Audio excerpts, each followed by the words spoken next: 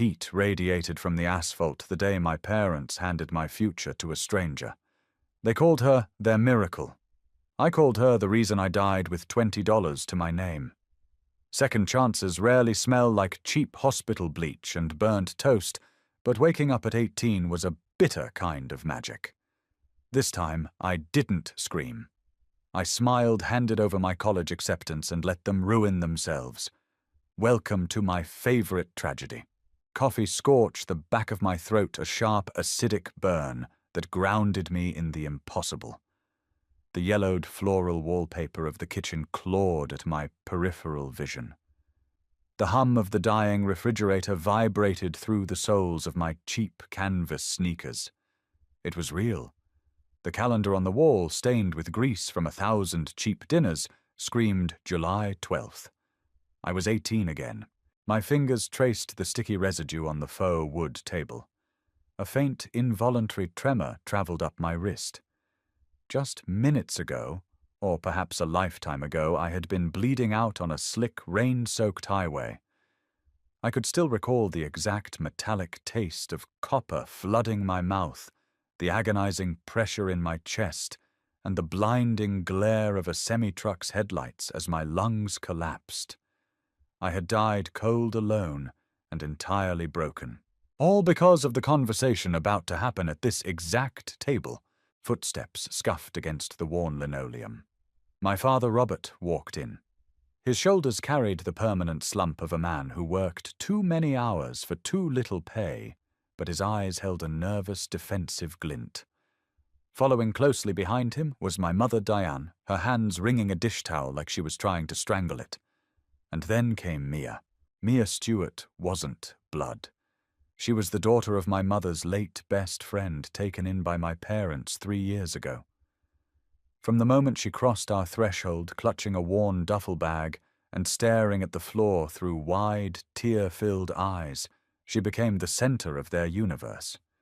She was fragile. She was a survivor.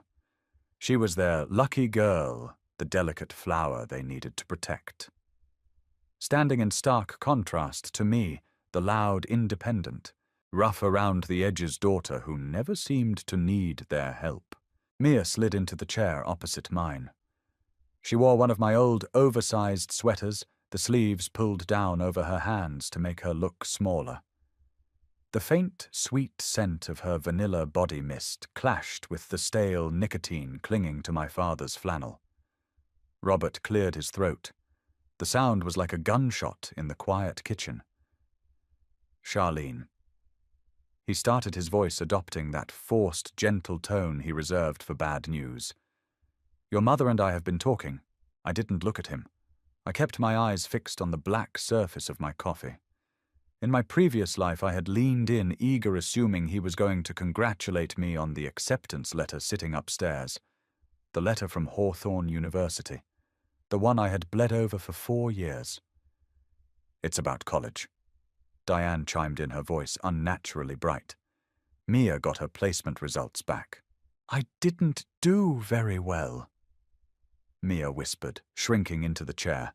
Her bottom lip trembled right on cue. I'm so sorry, Uncle Robert. I'm not smart like Charlene.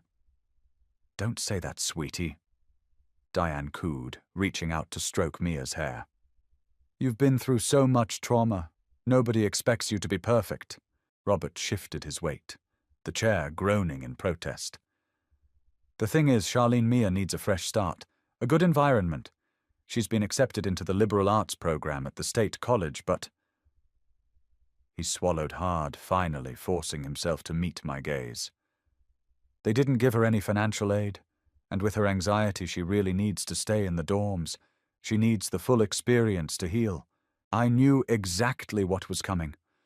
The memory of my past life rushed at me with the force of a physical blow. In that life, I had screamed. I had thrown my mug against the wall, watching the ceramic shatter. I had called Mia a parasite. My father had stood up, his face twisted in rage, and slapped me so hard my vision swam. Selfish, they had called me. Cruel. They drained the college fund, the one I had contributed to with my own part-time jobs, and handed it to Mia. Without the money, I lost my spot at Hawthorne. I ended up working triple shifts at a diner, spiraling into a depression that eventually led me to that rainy, fatal stretch of asphalt. "We need the college fund, Charlene," Robert said, his words rushing out, now eager to get the execution over with. "All of it. We're transferring your tuition savings to Mia's account. You're strong. You're brilliant. You can take a gap year, work a little. Maybe go to community college next fall. You'll be fine. You always are. But Mia will drown without this." Silence hung in the air, thick and suffocating. I could hear the erratic ticking of the wall clock. I could hear Diane's shallow breathing. I could see Mia peeking at me through her eyelashes, bracing for the explosion. She wanted the explosion. She wanted me to scream, so she could cry, so my parents would comfort her, so she could take my future while playing the victim. I looked at my father. I really looked at him. I saw the exhaustion in his face, the grey creeping into his hair. I felt a sudden hollow ache in my chest. I didn't feel like a mastermind. I just felt like an orphan sitting at a table with people who were supposed to love me. I took a slow, deliberate sip of my coffee. It was entirely cold now. "Okay." The word dropped onto the table like a lead weight. Robert blinked, his mouth falling open slightly. "What? Okay."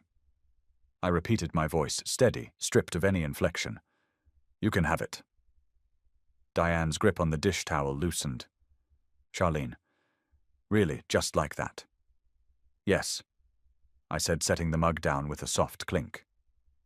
"If Mia needs it to heal, she should have it. I'll figure something else out." Mia's head snapped up. Her performance faltered for a fraction of a second, revealing a flash of sheer confusion before the mask slipped back into place. "Charlene, no," she stammered, forcing a tear to spill over her lower lash line. "I couldn't possibly take your dream away. I'll get a job. I'll work at the grocery store." "It's fine, Mia," I replied, standing up. The chair scraped against the linoleum. I didn't look back as I walked toward the hallway. "You earned it." I made it up the stairs and into my cramped bedroom before my knees gave out. I sank onto the carpet, pressing my hands over my mouth to stifle the ragged, ugly sound clawing its way out of my throat. I wasn't crying because I had lost the money. I was crying because accepting their betrayal hurt infinitely more than fighting it. But as the tears soaked into my palms, a cold, hard knot of resolve tightened in my stomach. They thought I was surrendering. They had no idea I was just cutting the dead weight. Pen ink bled into the cheap, porous paper of the bank withdrawal slip. The lobby of the First National branch smelled overwhelmingly of floor wax and stale air conditioning. Beside me, Diane hovered, her presence a stifling cloud of nervous energy. She kept adjusting the collar of her blouse, casting sideways glances at me, as if she expected me to suddenly snatch the pen and run screaming from the building. "Sign right there on the bottom line, sweetie," the teller said, popping a bubble of pink gum. She didn't care that I was signing away 18 years of my life. To her, it was just another Tuesday. I pressed the tip of the ballpoint pen to the paper. My hand was remarkably steady. Charlene Elizabeth Bennett. In my previous life, the money in this joint account, roughly $40,000 stitched together from my grandparents' inheritances, my parents' meager savings, and my own tips from the diner, had been the tether holding me hostage. When they drained it, they left me with nothing but a bitter sense of entitlement to a life I could no longer afford. "There," I said, pushing the slip across the counter. Diane exhaled a massive, shuddering breath. "Thank you, Charlene," she whispered, placing a hesitant hand on my shoulder. "You have no idea what this means for our family. For Mia." "I know exactly what it means," I replied, shrugging off her touch under the guise of grabbing my purse. The heat hit us like a physical wall the moment we stepped out of the air-conditioned bank. July in this town was unforgiving. The air was thick, tasting of exhaust fumes and baked concrete. We walked in silence to my beat-up Honda Civic. The vinyl seats burned through the thin fabric of my shorts, a sharp sting that reminded me I was alive. "I need to stop by the library," I told Diane as I started the engine. The car roared to life, the muffler rattling violently beneath us. "Can you find a ride home from there?" "Oh," Diane blinked, clearly taken aback. Usually I was expected to chauffeur her wherever she needed. "I suppose I can call your father. What do you need at the library?" "Job applications," I lied smoothly. "Since I'm taking a gap year, I need to find full-time work." Guilt flickered across her features, fast and ugly. "Right. Good idea, honey. You've always been so responsible." I dropped her off at the curb outside the brick library building and drove straight to the back of the parking lot, parking under the meager shade of a dying oak tree. I killed the engine and rested my forehead against the steering wheel. Nausea rolled through me, thick and sudden. I opened the door and retched dryly onto the asphalt, my body physically rejecting the adrenaline that had been keeping me upright. It was messy. It was pathetic. I wiped my mouth with the back of a trembling hand, staring at the grease stains on the pavement. I wasn't a hero. I was a terrified teenager gambling with a second chance at life. But the panic eventually subsided, replaced by the chilling clarity of survival. I went inside the library. The familiar scent of old dust and binding glue settled my nerves. I found an empty computer terminal in the back corner and pulled up the Hawthorne University financial aid portal. Hawthorne was a private elite institution. In my past life, I had qualified for admission, but their financial aid package required a hefty expected family contribution, exactly the amount that had been sitting in the bank account I'd just signed away. Without it, I couldn't go, but I had spent the last agonizing years of my previous life reading about financial loopholes, obsessing over how I could have saved myself. There was a clause, an exception. Hawthorne offered a full-ride, need-based scholarship to a select number of independent students. But to be classified as independent at 18, you couldn't just have poor parents. You had to be legally severed from them, financially entirely unsupported. I opened a new tab and downloaded a standardized Declaration of Financial Independence and Severance of Support form. It was a brutal legal document. By signing it, a parent formally abdicated all financial responsibility for their child. It meant I couldn't be claimed on their taxes. It meant I was a ghost to them on paper. I printed it out. The printer ground out the pages with a mechanical screeching rhythm. That evening, the house smelled of fried chicken and celebration. Mia was sitting on the living room floor surrounded by glossy college catalogs, pointing excitedly at dorm room layouts, while Robert laughed. It was a picture-perfect family moment. I stood in the doorway, a ghost haunting my own home. "Dad," I interrupted, my voice flat. Robert looked up, his smile faltering. "Hey, kiddo, what's up?" I walked over and dropped the printed forms onto the coffee table, right on top of a brochure for expensive twin XL bedding. "The bank teller told me we need these signed." Robert frowned, picking up the top sheet. "What is this?" "Tax waivers," I said, my heart hammering a frantic rhythm against my ribs. Since the money was transferred to Mia, the IRS might view it as an untaxed gift. The teller said that since I'm 18, you need to sign this declaring that I am no longer a financial dependent, otherwise you'll be hit with a massive tax penalty at the end of the year. It was a complete fabrication, a lie built on my father's deep-seated terror of the IRS and his utter lack of financial literacy. Robert squinted at the dense legal jargon. He hated reading paperwork. He always had. "Severance of support," he muttered, reading a bolded header. "Charlene, this says we aren't paying for your living expenses." "You aren't," I pointed out softly. "You gave the money to Mia. This just makes it legal so you don't get fined." "Oh, right." He rubbed the back of his neck, looking uncomfortable. He didn't want to think about the reality of what he had done. He just wanted to enjoy the evening. He grabbed a pen from the side table. "Where do I sign?" I pointed to the lines. He scrawled his name 3 times. Diane walked in from the kitchen, wiping her hands on an apron. "What are we signing?" "Just some bank stuff." Robert dismissed, tossing the pen down. "Tax things." Diane didn't even look at the papers. "Okay, Charlene, grab some plates. Dinner is ready." I gathered the papers, my fingers gripping the edges so hard the paper crumpled slightly. I had it. I had the keys to my cage. I took the documents upstairs, locked them in my glove compartment, and spent the rest of the night staring at the ceiling, listening to the muffled sounds of laughter drifting up through the floorboards. I was entirely alone now. It was the most terrifying, beautiful feeling in the world. August rolled in like a suffocating blanket. The heat wave broke records, turning the town into a slow-moving, sweat-drenched ghost town. I spent my days at a diner off the interstate, picking up every shift the manager would legally allow me to work.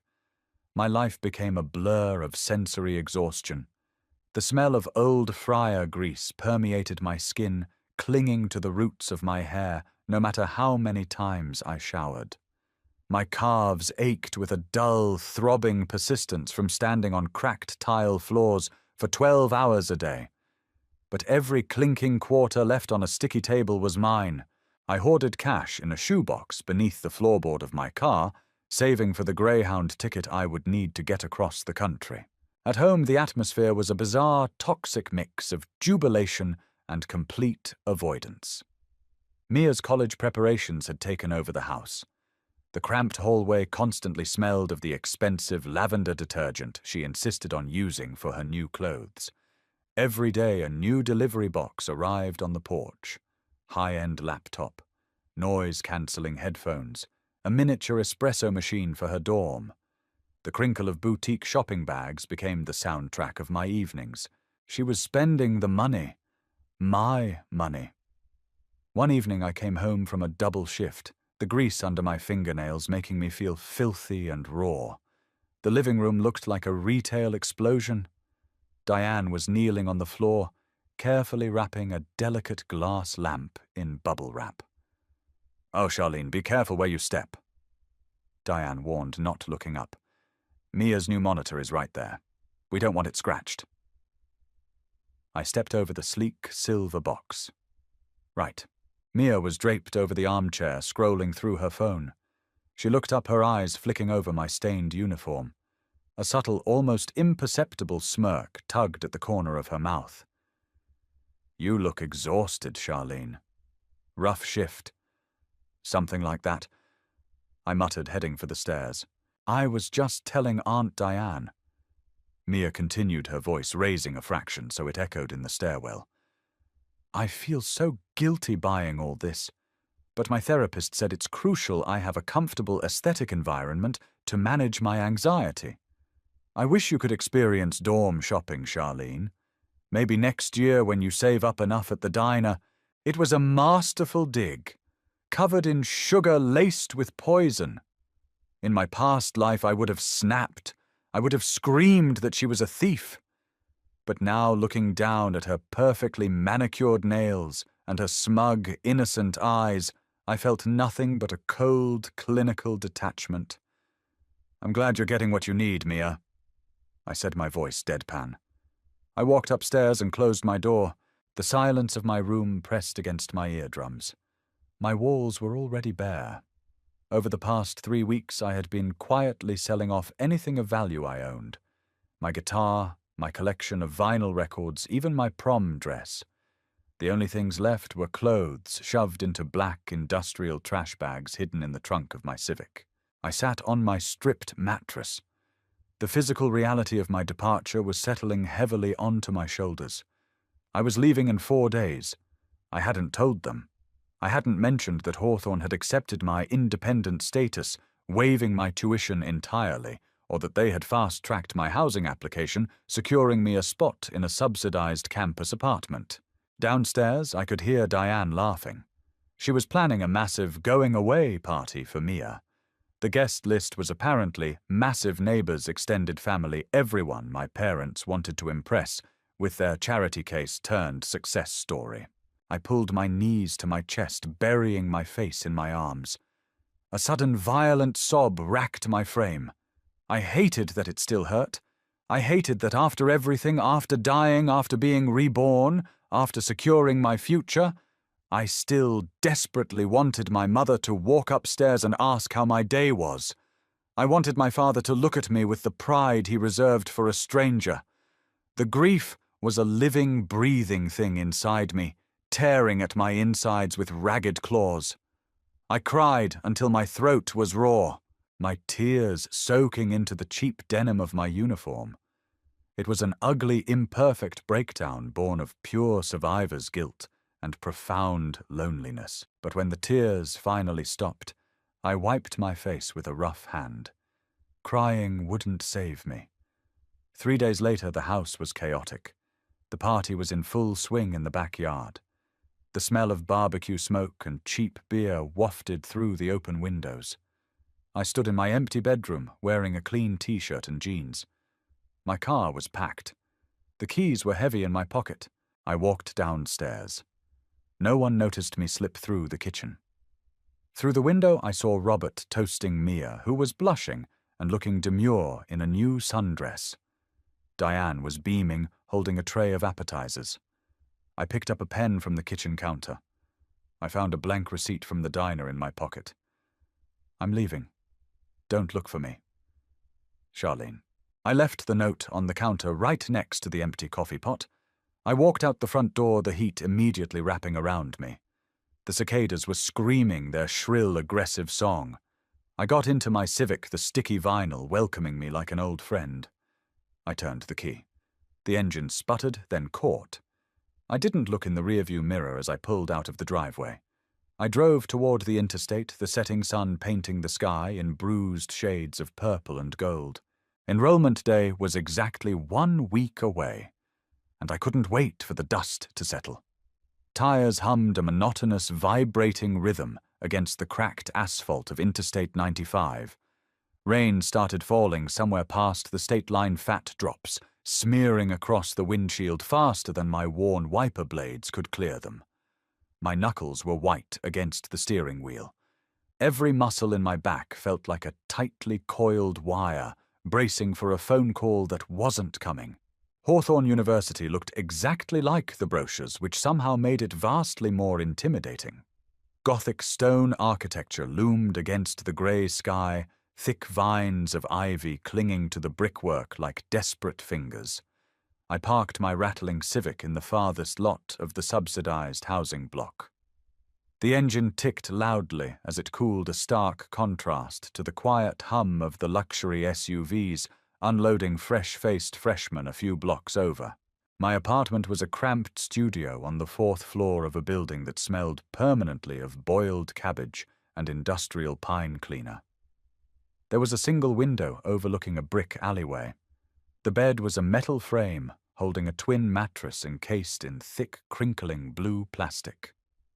I dropped my garbage bags full of clothes onto the scuffed linoleum floor.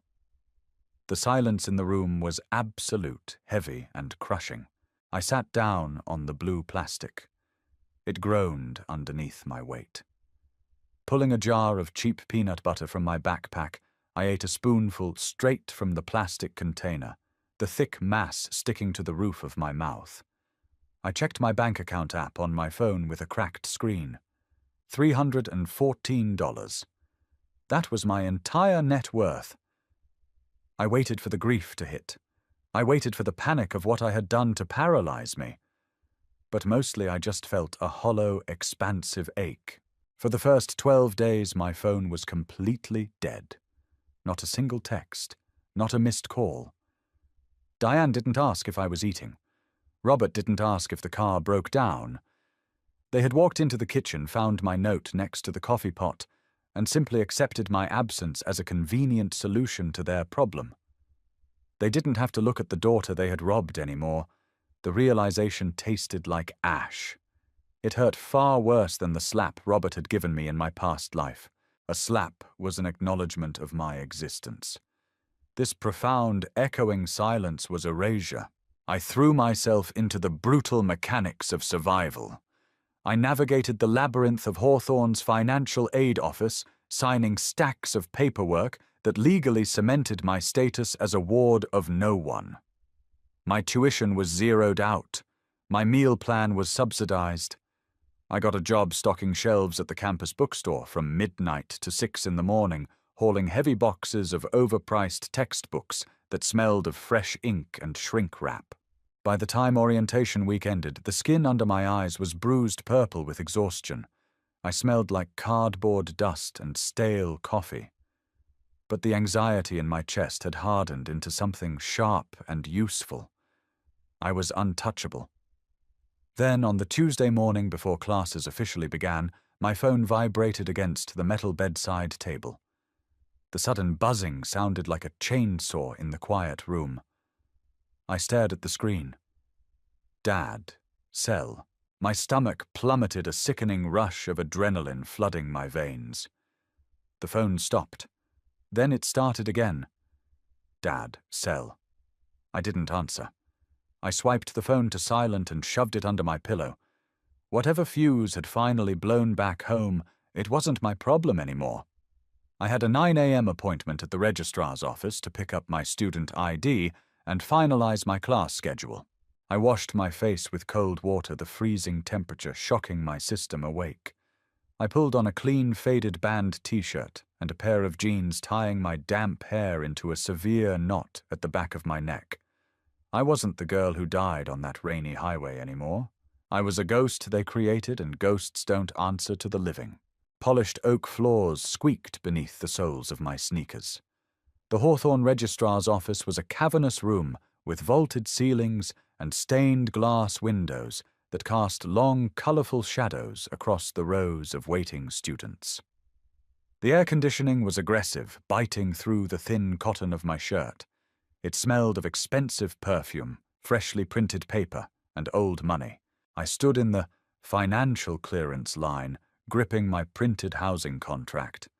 There were maybe a dozen students ahead of me, chatting casually about their summer trips to Europe or complaining about their dorm assignments. Charlene. The voice ripped through the low hum of conversation like a jagged knife. I froze. The hairs on the back of my neck stood straight up. It wasn't possible. The campus was 4 hours away from my hometown. I turned around slowly. Standing 10 feet away, dripping with sweat and looking entirely out of place among the pristine architecture, was Robert. His face was flushed a violent mottled red. Beside him stood Diane, her eyes wide and frantic, clutching a leather purse tight against her chest. And trailing slightly behind them, looking like she was walking to her own execution, was Mia. Mia was wearing a designer silk blouse and a pair of pristine cream-colored trousers. She held a brand-new iced matcha latte from an expensive off-campus cafe, the condensation dripping down her knuckles. But her face was ashen. The delicate, victimized mask she usually wore had completely shattered, replaced by genuine naked terror. "I knew it!" Robert hissed, closing the distance between us in 3 large, aggressive strides. People in the line turned to stare, their conversations dying out instantly. "Your mother found the Hawthorne search history on the family computer. What the hell do you think you're doing here?" "I go to school here," I said, keeping my voice dangerously low. "Keep your voice down." "Keep my voice down!" Robert barked, his volume rising. A woman behind the mahogany counter frowned, picking up a desk phone. "Do you have any idea what you've done, you little thief? You sabotaged your sister." I let out a harsh, involuntary laugh. The metallic taste of adrenaline was sharp on my tongue. "Sabotaged?" Diane stepped forward, tears already spilling down her cheeks. "Charlene, please. You have to fix this. Mia's enrollment was today. We drove her to the state college this morning. When we went to the bursar's office to pay her tuition, her card declined." I looked at Mia. She shrank back, her manicured nails digging into the plastic cup of her latte. "Declined?" I echoed, feigning confusion. "How there was $40,000 in that account?" "We don't know," Robert shouted, a vein throbbing prominently in his forehead. "The bank said the account only has $300 left. The state college cancelled her classes. They wouldn't even let her move her things into the dorm. They kicked her out on the sidewalk. I shifted my gaze back to Mia. I stared at her expensive clothes. I thought about the noise-cancelling headphones, the boutique shopping bags, the miniature espresso machine. The truth was glaringly obvious, but my parents were too deeply in denial to see it. They thought $40,000 was an infinite sum. They thought Mia was a delicate angel. They never once checked the balance while she was swiping that debit card across town. Sounds like a personal problem, I said, turning my back on them. Robert grabbed my shoulder, his grip painfully tight. You listen to me. We are tapped out. The credit cards are maxed. I know you're hoarding your tuition money here. Hawthorne is 70 grand a year. You are going to march up to that desk, withdraw from this school, and request a full refund. You are going to transfer that money to Mia right now, or I swear to God. I wrenched my shoulder out of his grasp with such force that he stumbled forward. Don't touch me. The quiet of the registrar's office was absolute now. Every eye in the room was fixed on us. There is no refund, Robert, I said, dropping the title Dad for the first time in my life. The syllables felt incredibly liberating. Stop lying, he yelled, the spit flying from his lips. Sir, I'm going to have to ask you to lower your voice. An older man in a sharp suit said, stepping out from behind the mahogany counter. His name tag read, Dean of Admissions.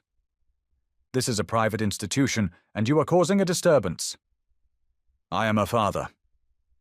Robert snarled, pointing a shaking finger at me. I demand to see her financial accounts. I want her tuition refunded to my bank immediately.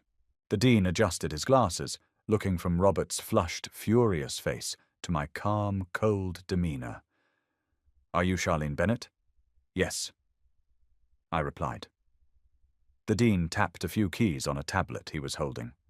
He frowned, looking back up at Robert. Sir, you have no legal standing to make any demands regarding Ms. Bennett's account, and even if you did, there is no money to refund. Diane gasped, stepping forward. What do you mean there's no money she's enrolled? Ms. Bennett is attending Hawthorne on a full need-based grant. The dean explained, his tone laced with a distinct, icy condescension. She applied as a legally independent student with zero family contribution. Her tuition is covered by an institutional endowment which is non-transferable and non-refundable. She didn't pay us a dime. The color drained entirely from Robert's face. He looked like he had been struck with a baseball bat. Legally independent. What are you talking about? The tax waiver you signed in July. I said quietly, the words dropping like stones into the dead silence of the room. It wasn't for taxes. It was a declaration of financial severance. You legally disowned me financially. That piece of paper is what got me the grant. Diane let out a choked, wet noise, clapping her hands over her mouth. You... Robert stammered, the rage giving way to sheer, unadulterated panic. He looked at Mia, then back at me. But the state college... Mia needs $18,000 by 5 o'clock today, or she loses her spot entirely. Charlene, you have to take out a student loan. You're at a prestigious school, they'll approve you. You have to co-sign for her. I looked at the three of them. My father begging me to go into debt for the girl who stole my future. My mother sobbing into her hands. And Mia, the lucky girl, standing in her expensive silk shirt, with nothing but empty pockets and a ruined enrollment day. I'm legally independent. I reminded him, a slow, dark smile creeping onto my face despite myself. I have no family, and I definitely don't have a sister. I turned around and handed my paperwork to the stunned teller at the desk. Behind me, the sound of Mia finally dropping her iced latte onto the polished oak floor echoed like a gunshot. Autumn stripped the Hawthorne campus of its welcoming green facade, leaving behind skeletal trees and a biting wind that cut straight through my thin thrift store coat. The adrenaline that had sustained me through August evaporated by late October, replaced by a bone-deep, persistent exhaustion. Survival, it turned out, was incredibly boring. My alarm went off at 3:30 a.m. every morning. The sound was a harsh, synthetic trill that always made my heart stutter. I would drag myself off the crinkling blue plastic mattress, the apartment freezing because the radiator only hissed lukewarm air between the hours of noon and 4. I lived on instant oatmeal made with tap water and whatever expired sandwiches the campus bookstore manager let me take home after my shifts. I didn't make friends. I didn't have the bandwidth. While the girls in my Western civilization seminar complained about their sorority rush outfits smelling like cheap perfume, I sat in the back row, rubbing the lingering scent of cardboard dust and packing tape out of my cuticles. Thanksgiving break was a quiet kind of torture.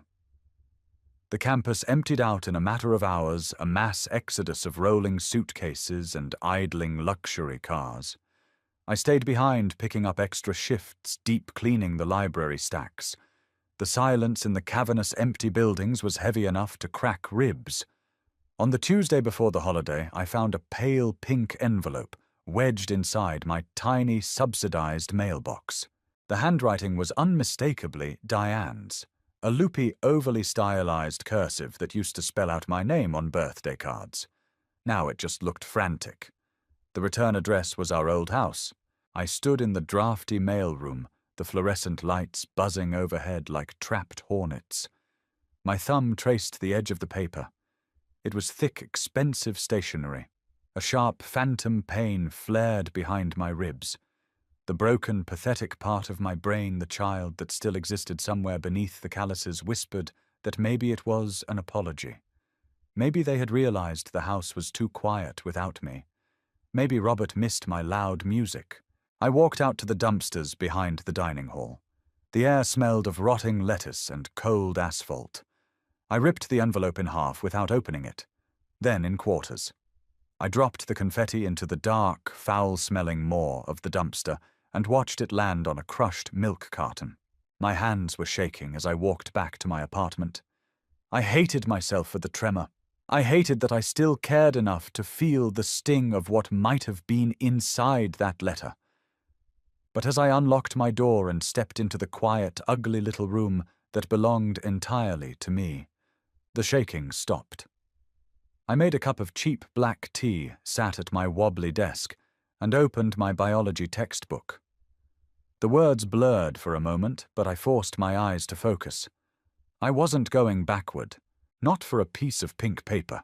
The real world kept spinning indifferent to the drama of the Bennett family. By December, I had secured a 3.9 GPA, fueled almost entirely by caffeine and spite. My professors didn't know my story. They just knew I was the girl who sat in the front row, handed in assignments 3 days early, and never stayed for office hours banter. One evening during a brutal sleet storm, I was shelving the last of the incoming spring semester textbooks. The bookstore was empty, save for me and the manager, a gruff, tired woman named Sarah, who smelled perpetually of peppermint gum. "Bennett?" she called out from the register, her voice cutting through the hum of the heater. I wiped a streak of dust from my forehead with the back of my wrist. "Yeah. Phone for you. Line 2.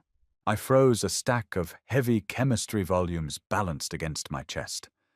Nobody called me at work. Nobody even knew I worked here except for the university payroll department. I set the books down on a rolling cart. The heavy thud echoed in the quiet store.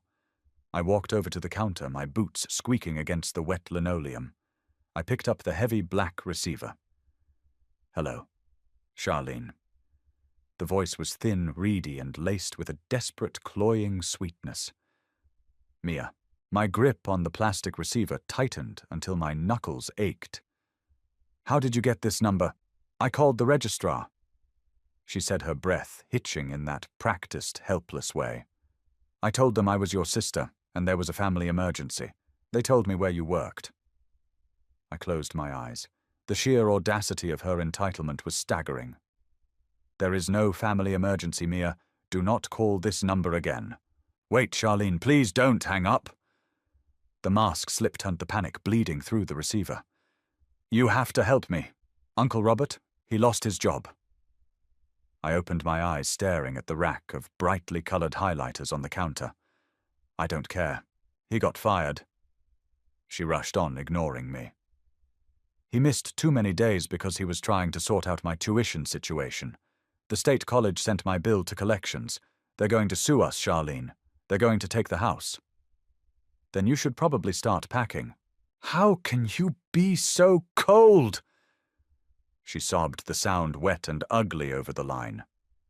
We're your family. Aunt Diane is having panic attacks every night. I had to sell my laptop.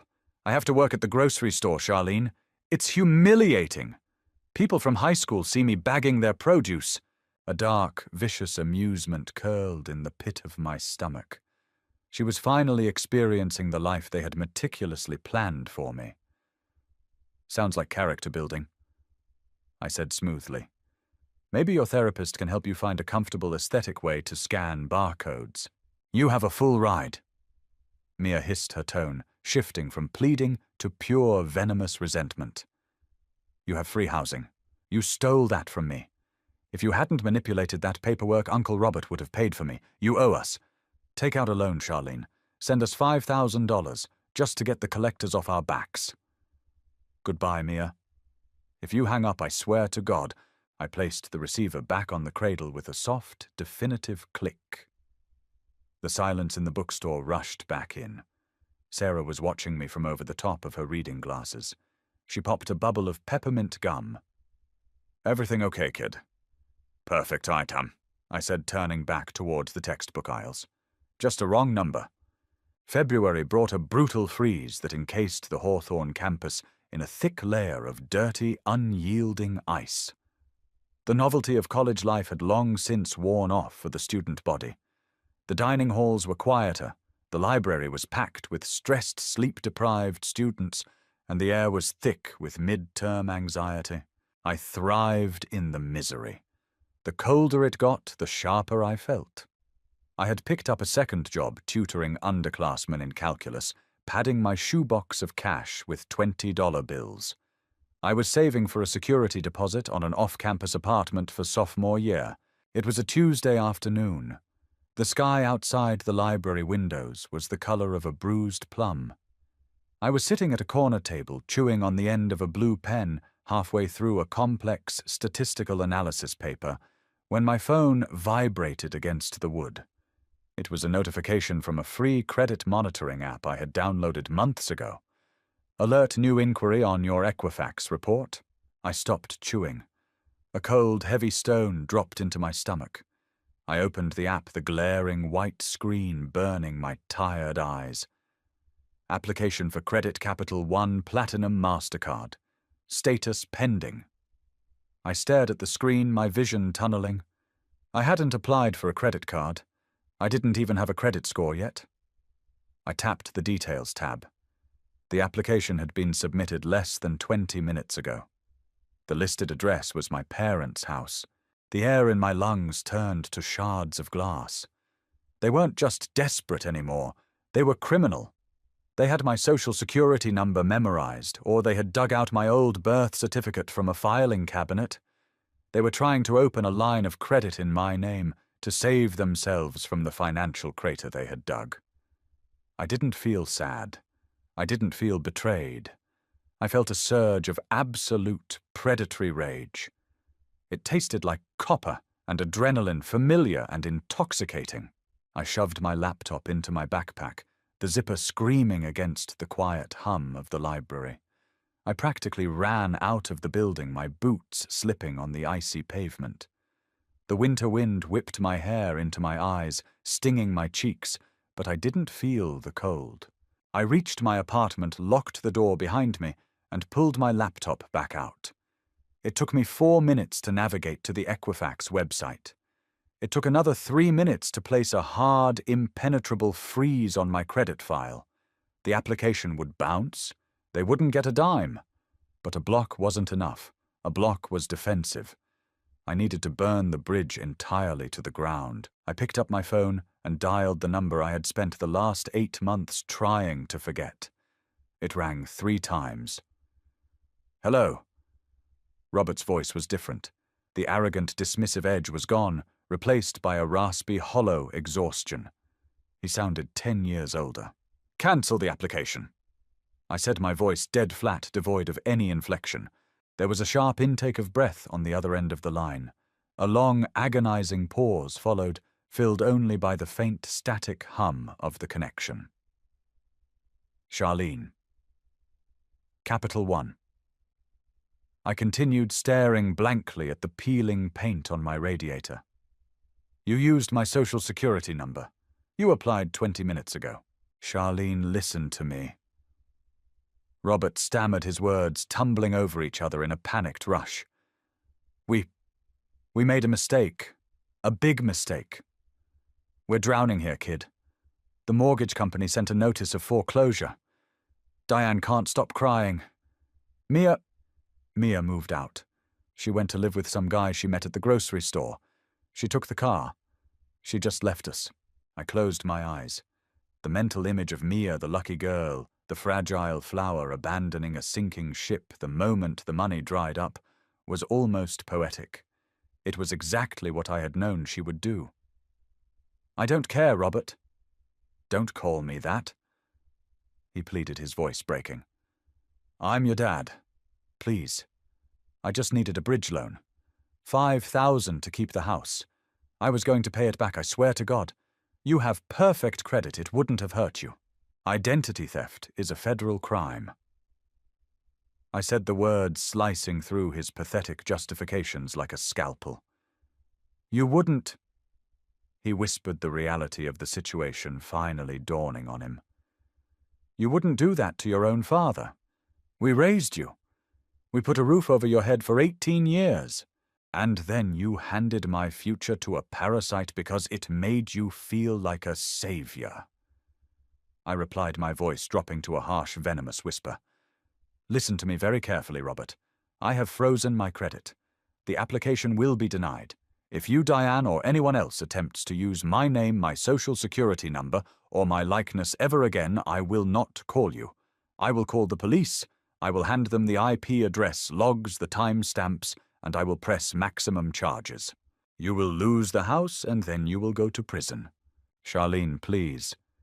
You chose your daughter in July."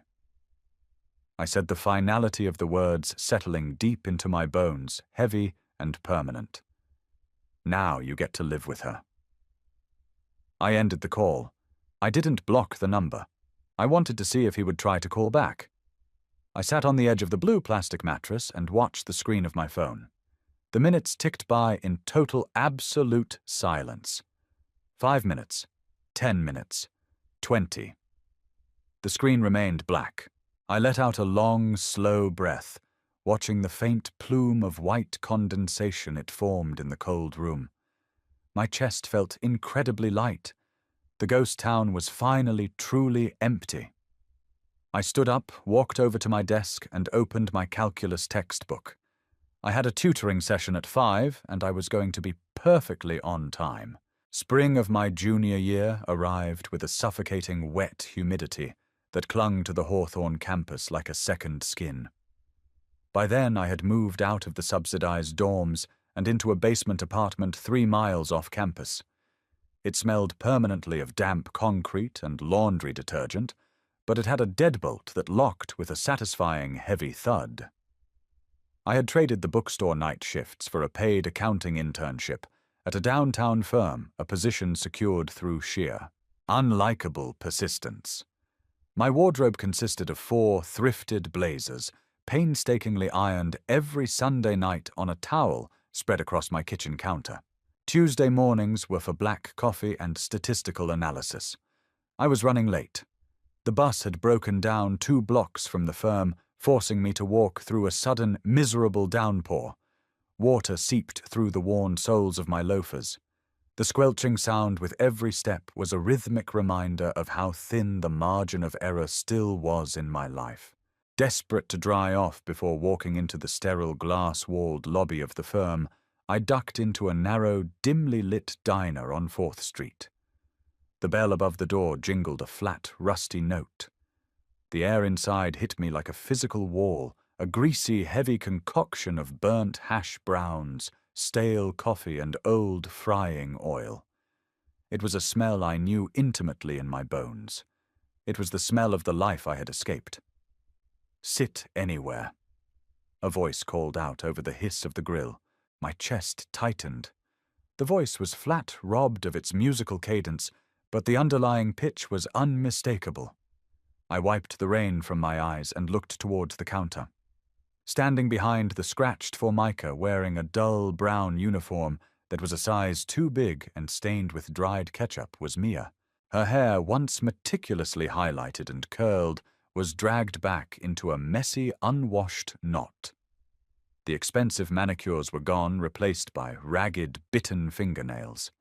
She was holding a damp rag, staring blankly at the digital cash register.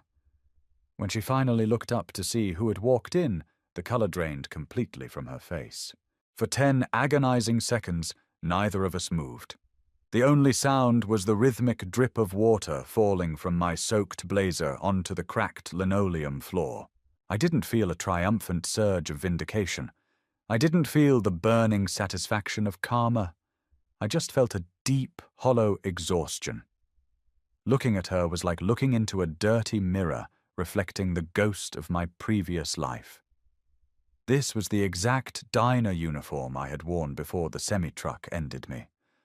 The universe, it seemed, had a deeply cynical sense of humor. Mia's hand trembled slightly, the damp rag slipping from her fingers to land with a wet slap on the counter. "Charlene." Her voice was barely a whisper. It wasn't a greeting. It was an accusation laced with a raw, undeniable shame. "I need a black coffee." I said, my voice completely devoid of emotion. I walked over to the counter, pulling a crumpled $5 bill from my damp pocket. "To go." Mia didn't move toward the coffee pots. She just stared at me. Her eyes dragged over my crisp, albeit wet blazer, my structured leather briefcase, and the hard, unyielding set of my jaw. "You're here, in the city. Hawthorne isn't that far away," I replied, smoothing out the $5 bill on the counter. "Coffee, Mia. I have an internship." A bitter, ugly laugh tore its way out of her throat. It sounded like scraping metal. "An internship? Of course you do. You took everything and now you have an internship." I let out a slow breath, the smell of grease making my stomach turn. "I didn't take anything. You took the college fund. You took the car. You took the easy way out. I'm just drinking the water from the well you poisoned." "They lost the house," she blurted out, her eyes filling with frantic, exhausted tears. She leaned over the counter, desperate for me to care. "Uncle Robert is living in a motel by the interstate. Aunt Diane is staying on a friend's couch. They have nothing." "And where are you living?" I asked, my gaze dropping to the dark, bruised bags under her eyes. Mia swallowed hard, looking away. "With a guy. He pays the rent. Usually, if he's in a good mood." The implication hung in the air, heavy and toxic. She had traded one parasitic existence for another, clinging to whatever lifeline would keep her from having to save herself. She was exactly who she had always been, just stripped of the expensive packaging my parents had bought her. "That's unfortunate," I said. It was the absolute truth. It was a pathetic, tragic waste of 3 lives. But it wasn't my tragedy anymore. I reached across the counter, grabbed a paper cup, and poured the coffee myself from the glass carafe. The hot liquid splashed against my wrist, a sharp, grounding burn. I put a plastic lid on the cup, leaving the $5 bill on the Formica. "Keep the change," I said, turning my back to her. "I hate you." Mia whispered, the venom finally breaking through the desperation. It echoed in the empty diner, a pathetic curse from a girl drowning in a puddle. I pushed the heavy glass door open, stepping back out into the freezing rain. The damp cold immediately soaked through my clothes, making me shiver violently. I didn't look back through the window. I took a sip of the bitter, scalding coffee, adjusted my grip on my briefcase, and walked toward the glass-fronted financial building, towering at the end of the block. I was going to be 5 minutes early. May arrived 2 years later with a brutal, oppressive heat that baked the campus sidewalks. It smelled of cut grass, expensive cigars, and melting asphalt. The graduation gowns were made of cheap, suffocating polyester that trapped the heat against the skin.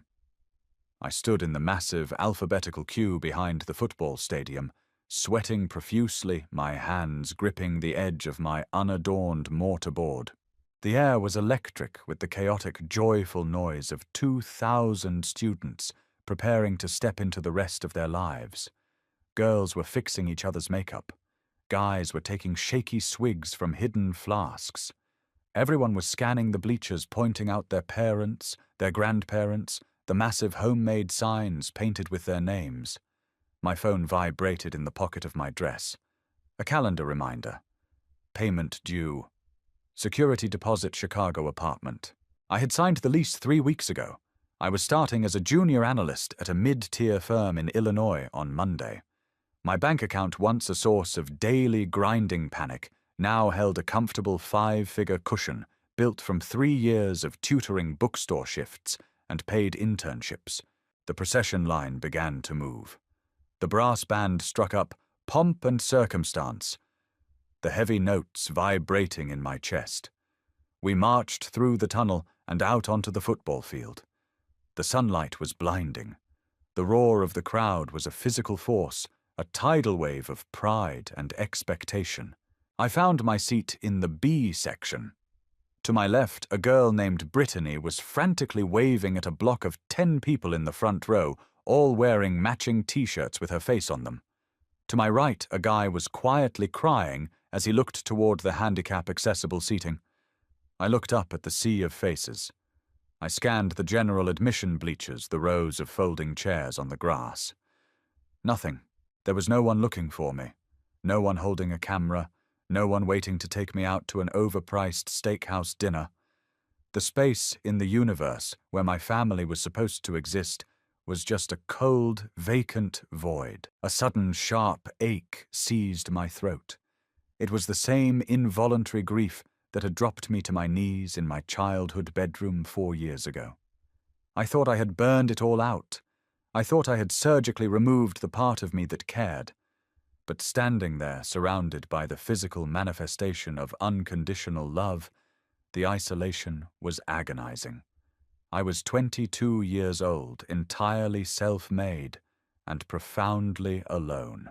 But as the ceremony dragged on and the afternoon sun began to dip behind the stadium, the ache slowly hardened into a familiar, protective callus. My name was called. Charlene Elizabeth Bennett, summa cum laude. I stood up. My knees didn't shake. I walked up the metal stairs of the stage, the cheap soles of my shoes clicking against the wood. The dean of the business school handed me the leather-bound portfolio. He smiled a practiced, polite expression and shook my hand. "Congratulations," he murmured. "Thank you," I said. I walked across the stage looking out at the thousands of people who didn't know me. I thought about the slick, rain-soaked highway. I thought about the metallic taste of blood and the $20 bill in my pocket when I died. I thought about the yellowed floral wallpaper in my parents' kitchen, the sting of the vinyl car seat, and the crinkling blue plastic of my first mattress. They had handed my life to a stranger. They had expected me to fold to become collateral damage in their twisted narrative of charity and sacrifice. They thought I would drown quietly so they wouldn't have to hear the splashing.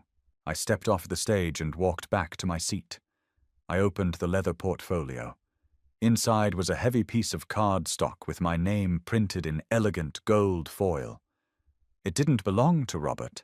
It didn't belong to Diane. It certainly didn't belong to Mia. It was mine. Every late night, every missed meal, every ounce of exhaustion and panic had bought this piece of paper.